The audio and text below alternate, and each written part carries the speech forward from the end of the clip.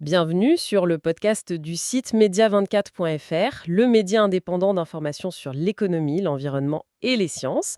Avec nous aujourd'hui, notre spécialiste des sciences pour explorer un projet nucléaire un peu différent. Bonjour. On va parler de CAL30. Alors CAL30, c'est un nom un peu technique pour un petit réacteur nucléaire français, mais sa particularité, c'est qu'il n'est pas fait pour l'électricité. Exactement. Son but, c'est de fournir de la chaleur pour chauffer les villes. Et l'objectif annoncé, c'est un premier démonstrateur à Cadarache d'ici 2030. Alors ce CAL30, qu'est-ce que c'est précisément et en quoi il est si différent des réacteurs classiques ou même des autres petits réacteurs, les SMR? Tout à fait. CL30, bon, c'est un projet de la société Calogena, c'est bien un SMR, oui, un petit réacteur modulaire, mais sa vraie spécificité, c'est sa puissance.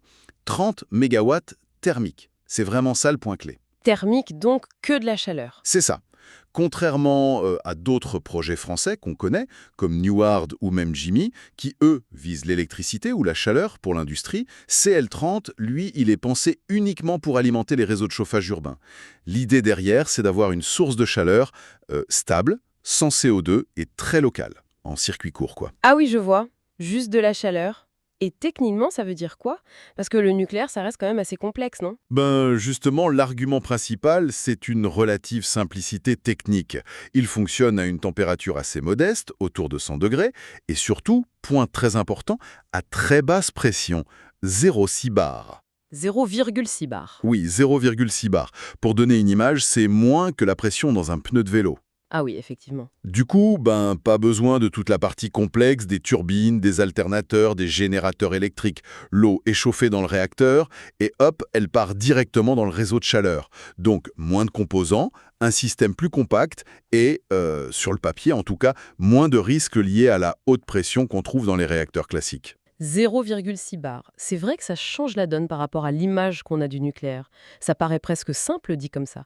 Mais est-ce que c'est une technologie complètement nouvelle, une vraie rupture? Alors, une rupture fondamentale, non, pas vraiment.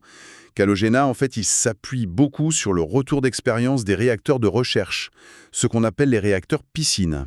Ah oui, les réacteurs piscine. Exactement. Ce type de réacteur, ça fait plus de 50 ans qu'on les utilise un peu partout dans le monde. Pour la recherche scientifique, pour produire des isotopes médicaux, c'est une technologie bien maîtrisée. Le combustible, lui, il est de même nature que dans les grandes centrales, mais il est agencé différemment. Le cœur est très compact, il fait moins d'1 mètre cube, et il est refroidi simplement par de l'eau ordinaire. D'accord. Donc, si je résume, on prend une techno connue, éprouvée, on la réduit en taille et on l'adapte pour chauffer nos maisons en somme. C'est un peu ça l'idée. Et pour l'installer, c'est un chantier énorme. L'avantage qui est mis en avant, c'est sa conception modulaire. L'idée, c'est de pouvoir le fabriquer en usine, le transporter par camion sur site et l'installer assez rapidement. On parle d'une emprise au sol assez limitée, environ 3000 m². C'est la taille d'un petit supermarché, quoi. Et là-dedans, moins de 1000 m² de bâtiment. Mhm. Et côté logistique pour le combustible, c'est assez intéressant. On parle d'un seul camion tous les 2 ans à peu près. Ah oui, quand même. Oui, si on compare avec une chaufferie biomasse de puissance équivalente, qui peut nécessiter des livraisons de bois presque tous les jours, ben, la différence est assez nette. Un camion tous les 2 ans. C'est vrai que c'est frappant comme différence. Et au niveau des autorités de sûreté, la SNR en France, où en est le projet? Est-ce que c'est bien parti? Alors, CAL30 est actuellement en phase 3 d'évaluation par la SNR, l'autorité de sûreté nucléaire. C'est l'étape qu'on appelle de pré-instruction. D'accord. Ça veut dire que le dossier technique de base a été jugé assez solide pour que l'ASNR commence une analyse détaillée de la conception. Donc les discussions techniques sont en cours entre Calogena et l'autorité. Si on compare à d'autres SMR français pour la chaleur, comme Jimmy, qui est déjà en phase 4, c'est-à-dire l'instruction technique proprement dite, ou d'autres comme Blue Capsule ou Naria qui sont plutôt en phase 2, l'avant-projet, CAL30 se situe, on va dire, à un stade assez avancé de dialogue avec l'autorité de sûreté. D'accord, c'est plus clair. Mais pourquoi cet intérêt maintenant pour des réacteurs qui font juste de la chaleur? Ça répond à quel besoin urgent aujourd'hui? Le contexte énergétique, c'est vraiment la clé pour comprendre.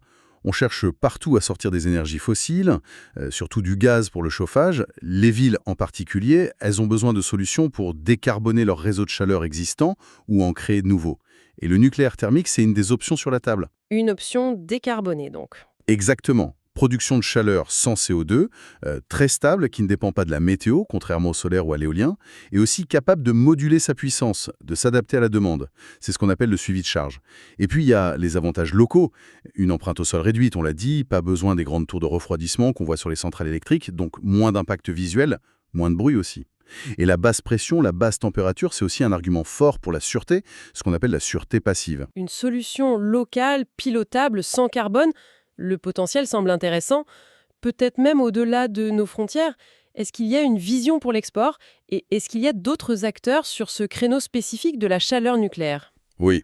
Oui, l'export est clairement dans le viseur, vers des pays européens notamment, qui développent beaucoup leur réseau de chaleur. Je pense à l'Allemagne, la Pologne, les pays scandinaves, les pays baltes. C'est assez cohérent avec l'objectif de décarboner la chaleur, sans forcément tout miser sur l'électrification, qui mettrait une pression énorme sur les réseaux électriques. Et puis, d'une certaine manière, ça peut aussi rapprocher le nucléaire du citoyen, le rendre plus local, plus visible, peut-être plus compréhensible aussi, avec un impact carbone quasi nul et une occupation des sols limitée. Et la concurrence alors? Oui, il y a d'autres projets qui émergent un peu partout. En Finlande, il y a le LDR50. En Chine, on voit des concepts, parfois avec des sols fondus, pour le chauffage. Au Canada et au Danemark, il y a un projet flottant. Et même aux États-Unis, NewScale, qui est connu pour son SMR électrique, réfléchit à une version purement thermique.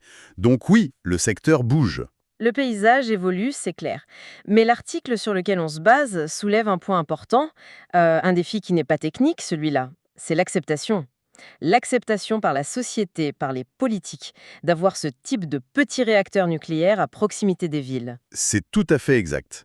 C'est un enjeu majeur. Donc, si on devait résumer, CAL30, c'est un projet français qui prend une technologie nucléaire connue, celle des réacteurs piscine, pour l'adapter à un nouvel usage, chauffer directement les villes. Il est présenté comme étant simple, compact, avec des atouts de sûreté passive, une logistique plus légère et l'objectif de fournir une chaleur décarbonée comme alternative au gaz fossile.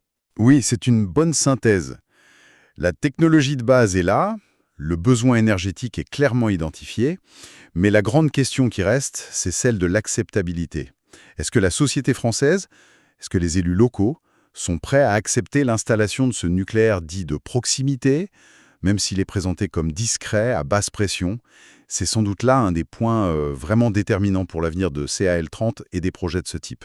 Merci beaucoup pour cet éclairage très précis. Avec plaisir. Merci pour votre écoute et retrouvez plus d'actualités sur media24.fr.